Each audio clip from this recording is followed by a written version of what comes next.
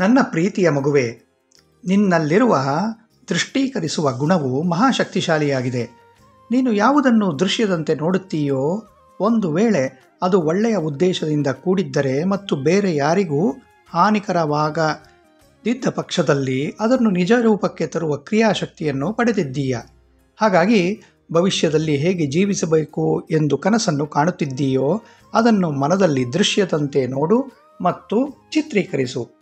ನೀನು ನಿರಂತರವಾಗಿ ನಿನಗೆ ಅರಿವಿಲ್ಲದೆ ಇದೇ ರೀತಿ ಜಗತ್ತನ್ನೇ ನೋಡುತ್ತಿದ್ದೀಯ. ಈಗ ಇನ್ನು ಈ ಪ್ರಕ್ರಿಯೆಯನ್ನು ಪ್ರಜ್ಞೆಯಿಂದ ಮಾಡು. ಇಂತಹ ದೃಷ್ಟೀಕರಿಸುವ ಶಕ್ತಿಯನ್ನು ಉಪಯೋಗಿಸಿ ಆರೋಗ್ಯಕರ ಮತ್ತು ಸುಂದರ ಜೀವನವನ್ನು ನಿನ್ನದಾಗಿಸಿಕೊ. ನೀನು ಕಷ್ಟಪಟ್ಟು ದುಡಿಯುವ ಅಗತ್ಯವೂ ಇದೆ. ಪ್ರತಿಯೊಂದು ಹೆಜ್ಜೆಯಲ್ಲೂ ಮಾರ್ಗದರ್ಶನ ನೀಡಲು ನಾನಿದ್ದೇನೆ ಮತ್ತು ಯಾವಾಗಲೂ ಸರಿಯಾದ ಆಯ್ಕೆಗಳನ್ನು ಮಾಡಲು ನಾನು ಸಹಾಯ ಮಾಡುತ್ತೇನೆ. ಖುಷಿಯಿಂದ ಇರು ಮತ್ತು ನಗುನಗುತ್ತಾ ಇರು.